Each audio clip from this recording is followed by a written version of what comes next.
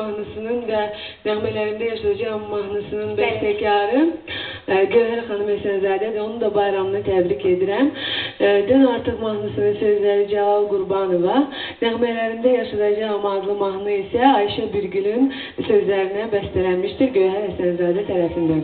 Bugün 8 Mart'dır. Artıq saatımız birin yarısına doğrudur. Bilmirəm, dəqiq saat birin yarısı mı? Birə qalıb artıq. Nura bugün nə hədiyyə aldı? Ay Allah, onu indi mən özüm demək istəyirdim. Mən də fərqli sual verməmiş, sevindirici bir şey olanda onu tez demək istəyirdim. Çünki sevinclə bölüşmək istəyirəm. Deməli, səhər durdum, başladım makyaj eləməyə.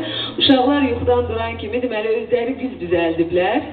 Kağızdan çox geçək, yaşıl kötüylü, belə çox tülpan düzəldiblər.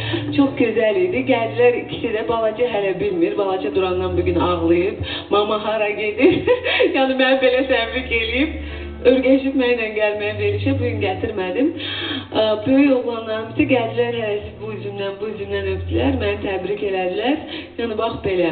Orta məktəbdə oxuyan uşaqlar, bağçada artıq bağçanı bitirməyə doğru gedən uşaqlar, müəllimə əslində onlara öyrədir ki, valideyn üçün ən böyük hədiyyə sənin çəkdiyin şəkildir. Mənim yadıma gəlir ki, məktəbdə oxuyanda, bilmirəm, geçənsə birinci, ikinci sinifdə oxuyardım hər halda, mən də anama ilə bir gül çəkmişdim, hədiyyə eləmişdim kağızdan. Elə bilirdim ki, böyük bir iş görmüşəm. İndi baxıram ki, doğrudan mən rəsm çəkməyi çox sevirəm əslində. Bəli. Yəni bacarmıram, əlimdən gəlmir ümumiyyətlə, amma çox sevirəm. Yəni vurğunuyam.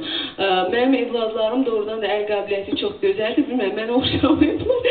Nəslimizdə kim oxşayıblar bilmirəm. Yəni ki, rəssam yoxdur ümumiyyətlə, amma çox gözəl, böyük oğlumun hətta sərgilərə də qoyulub çəkdiyi rəsmlər. Mən yadıma gəlir ki, Nərgiz gülü o vaxtı da ucuz idi, elə indi bahalıdır. Bizə pul verəcək məktəbə, həmən pulla gedib Nərgiz gülü alırdım. Xalama, anama, nənəmə hədiyyə eləyirdim, dayım arvadına da. Yəni bax belə, özüm düzəldə bilmirdim. Bəlkə də ona görə mənim üçün indi o qədər gözəldir ki, yəni mənim uşaqlarım mənə öz əlləri ilə nəysə, və onların hamısını yığıb saxlayıram. Demişəm də mən onlar üçün qəşəng Allah qoysa, onlar evlənəndən sonra o sərgini göstərəcəm onlara ki, bax nə uşaq olanda, bax siz belədir.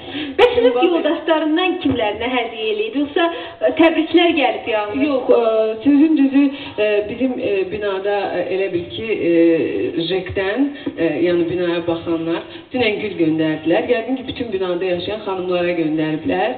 Təşəkkür edirəm buradan da onlara özümü tutub. Yəni çox sevindirici bir hal idi.